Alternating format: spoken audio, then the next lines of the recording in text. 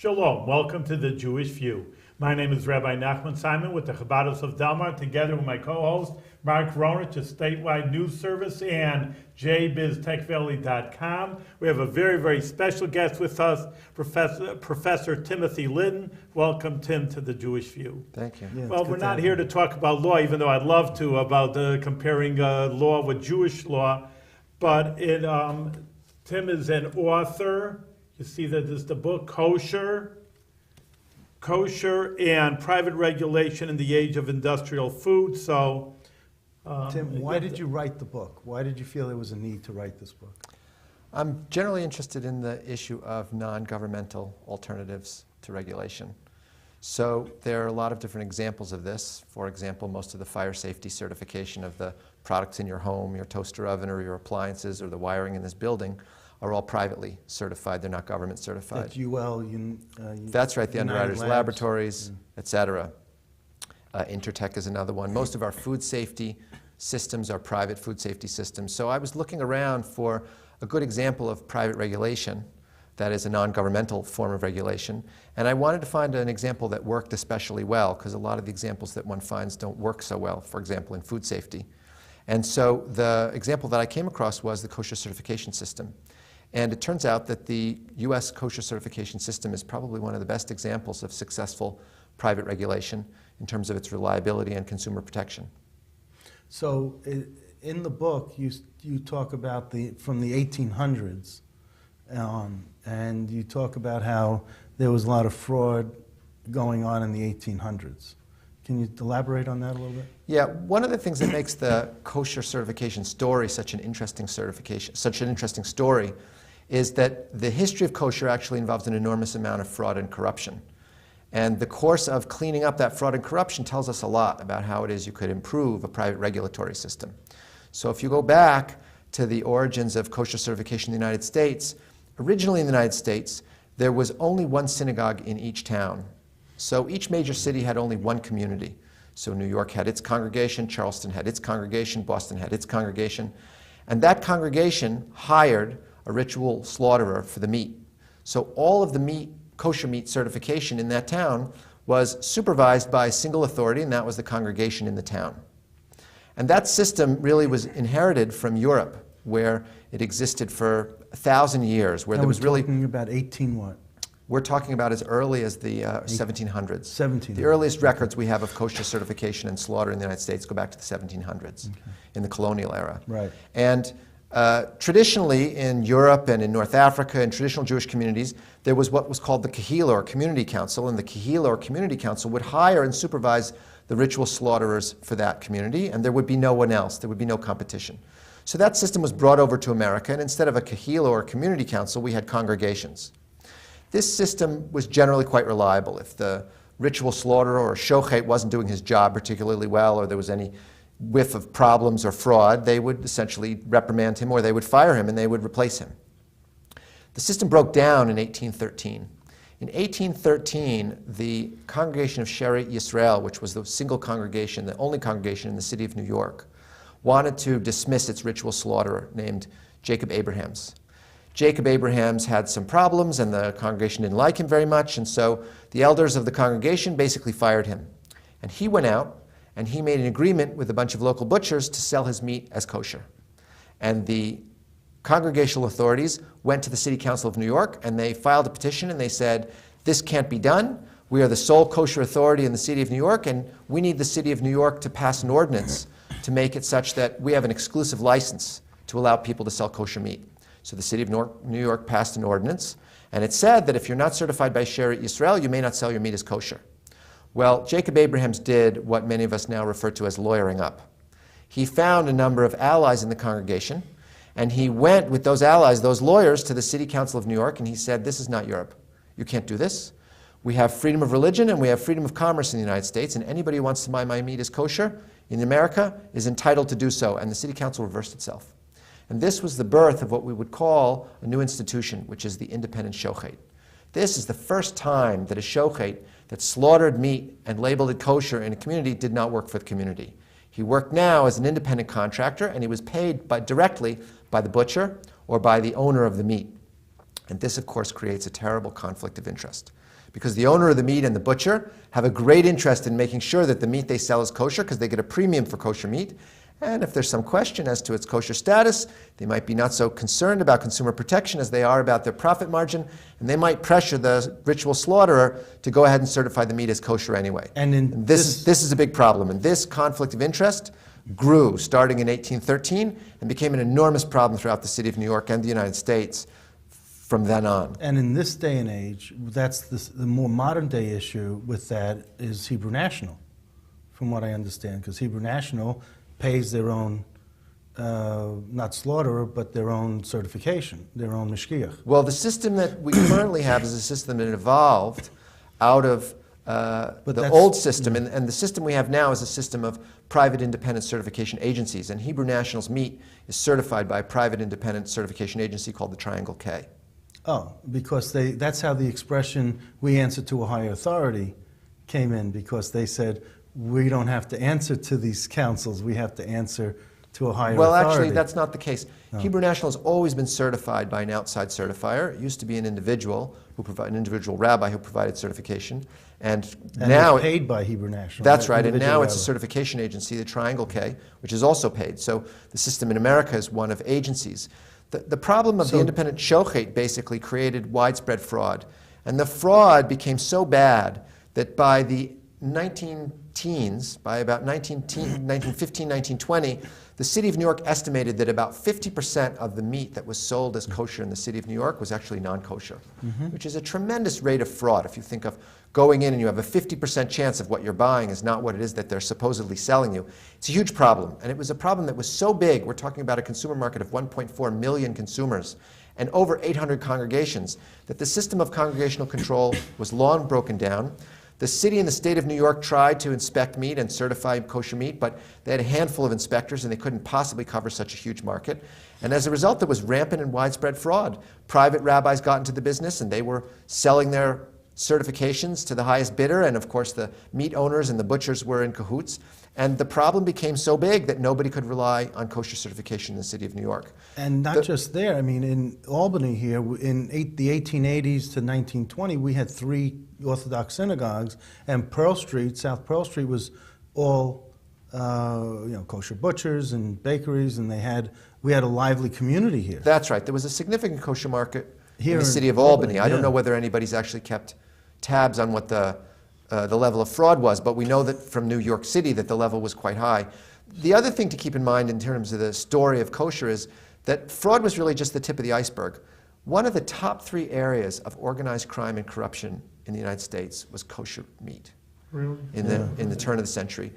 John Dewey, who was eventually the governor of the state of New York and ran for the presidency against Franklin Delano Roosevelt, was originally the district attorney in Manhattan, and one of the top 3 organized crime problems he had was kosher meat. It got so bad that in around 1906, there was a group called the Live Poultry Commission Merchants Kosher Association. And this trade association fixed prices for kosher poultry, and they told retailers, if you buy kosher poultry from anyone else, we're going to set up stores and drive you out of business, and we may break your kneecaps. People ended up in the East River with cement shoes on. And there was no way that they could prosecute these people because no one would turn state's evidence. Until a single retailer named Bernie Baff, turned state's evidence in 1911. And they used his testimony to convict and to lock up all of these Poultry Merchants Association gangsters. And it turns out that 3 years after he turned state's evidence, his car was bombed, his house was firebombed, his chickens were poisoned, his horses were poisoned. And by about 1914, he was gunned down in broad daylight in the Washington poultry markets in New York City in a drive-by shooting. And no one saw anything. And nobody said anything in the middle of the day. And after 3 years, they couldn't solve the murder. It eventually turned out that it wasn't actually the gangsters who did it. It was 100 of his competitors, the rival retailers, the kosher poultry retailers, each ponied up $100 to hire a hitman to kill Bernie Baff, because after he turned state's evidence, he actually turned over and started running the rackets, and he took over poultry distribution. You see, this is, for New York City, what it was with Capone in Chicago, with the alcohol and running the distilleries illegally.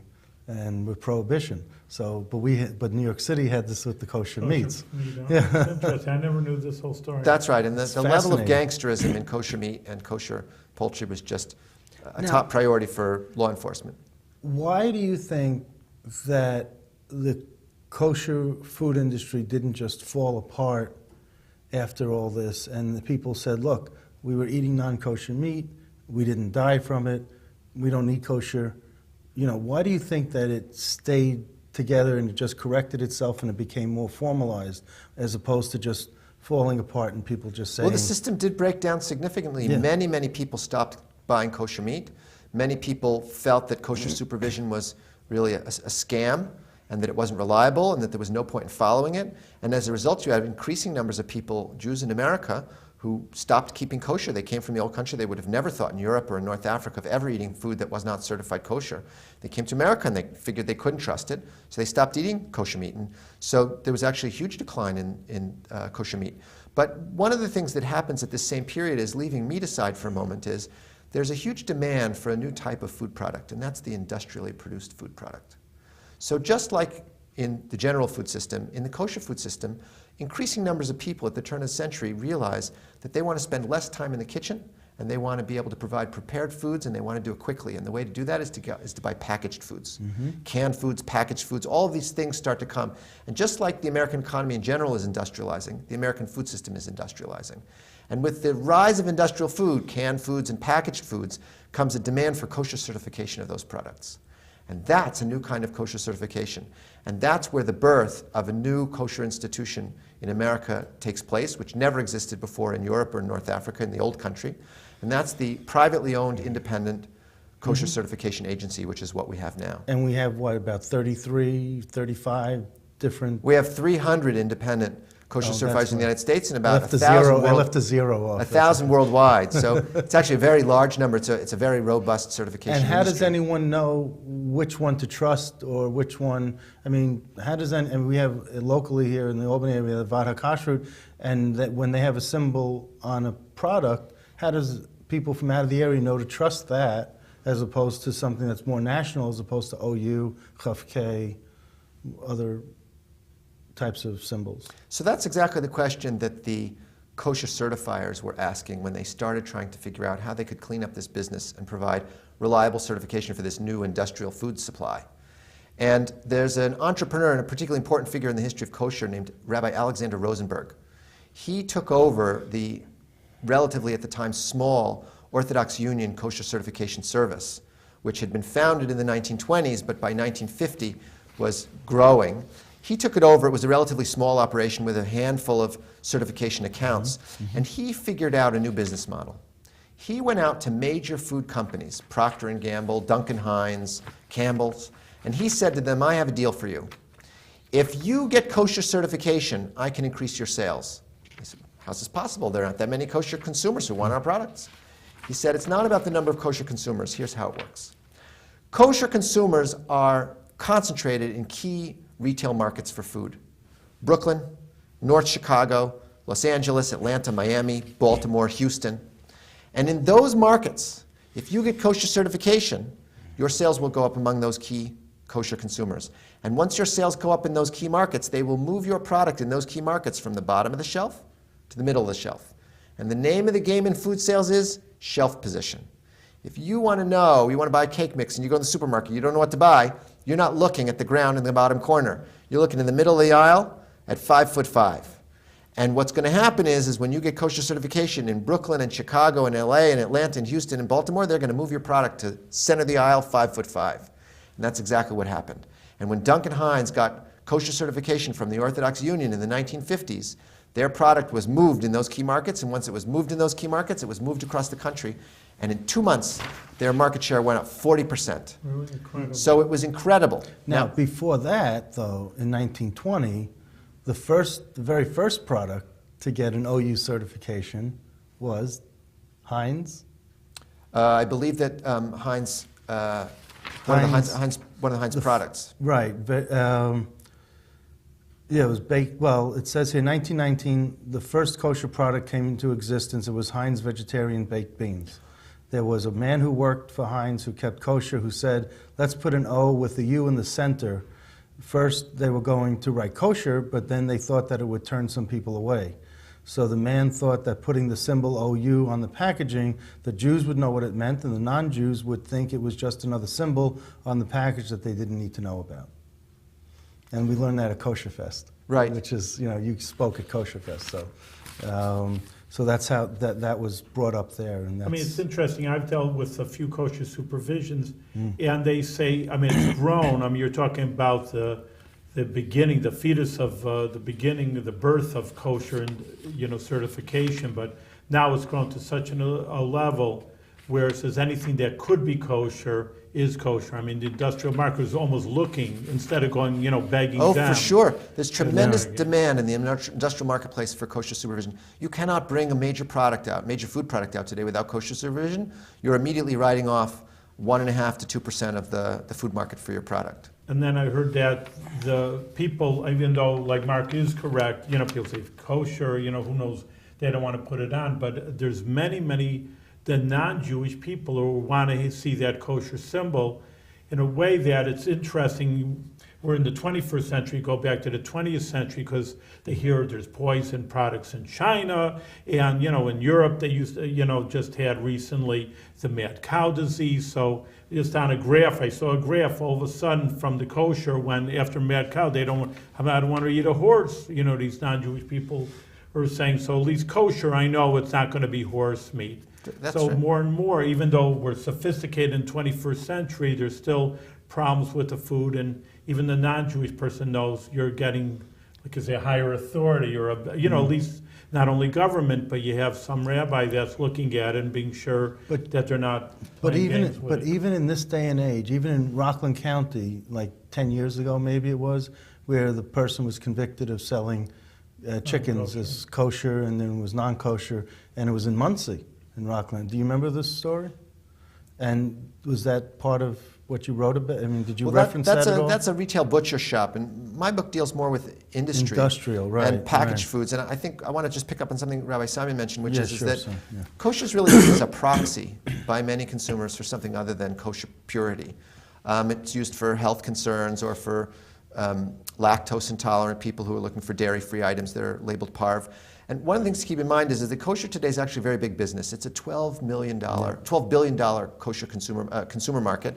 There are 12 million kosher consumers in the United States, and only 8% of them are religious Jews who keep kosher all the time. The vast majority of kosher consumers are not religious Jews. They're people who see kosher as a symbol of reliability, that they're looking for a healthier product, they're looking for a more nutritious product, they're looking for a safer product, all of the things that you mentioned, or they have other dietary restrictions like Seventh-day Adventists or Muslims who are relying on the kosher symbol. And the reliance on that kosher symbol is really, it's a $12 billion a year industry, and so it's grown enormously far beyond its sort of origins in consumer protection for the Jewish community. The Maxwell House story was fascinating when they talked about that at Kosher Fest, because people didn't know coffee beans, whether that was a Passover, whether that was kosher for Passover or not.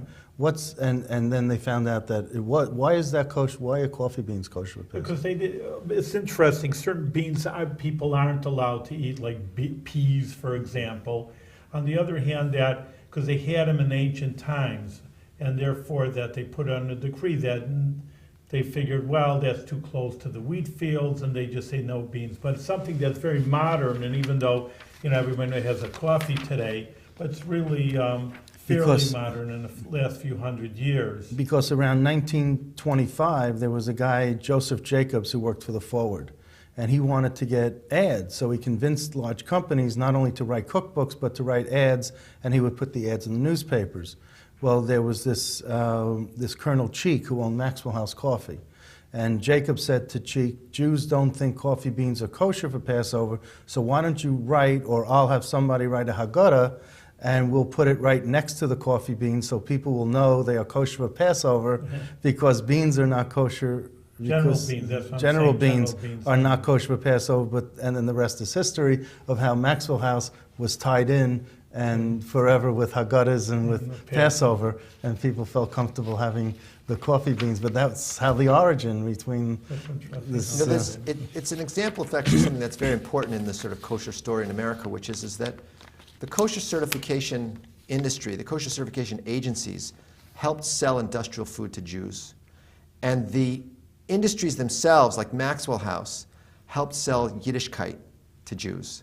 So they were really, working for each other.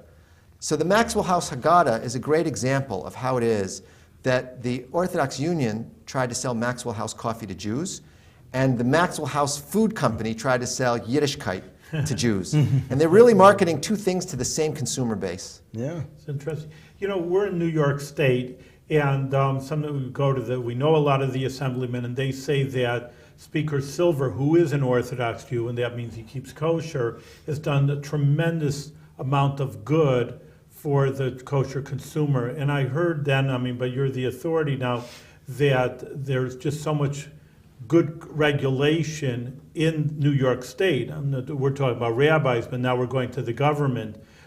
They have kosher supervisors. Could you address that, maybe that Sure. idea that, and also maybe the issue, because you are also a lawyer, you're a professor, about church and state. Sometimes people have brought that up. Hey, what's the state dealing with kosher? That's, like we were talking, that's rabbi job, not state job. 22 states in the United States have what are called kosher fraud laws.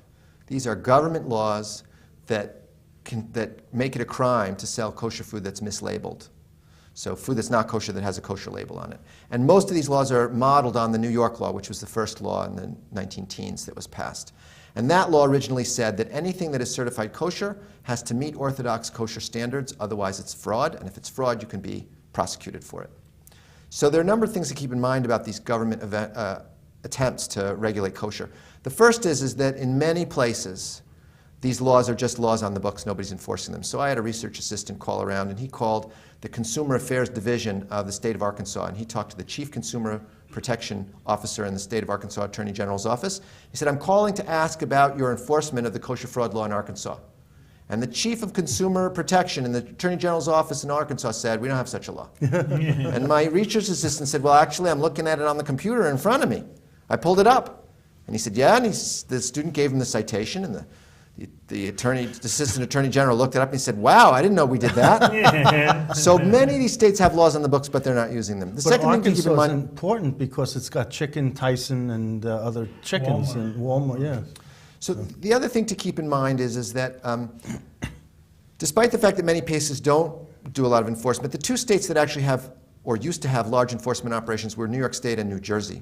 New York State used to have in its Department of Agriculture and Markets a kosher enforcement office or bureau. Yeah. Now they still have this, but it used to consist of a director, Rabbi Loser Weiss, and a staff of 10 specially trained kosher inspectors who would go around the state and they would do thousands of inspections each year of industrial facilities.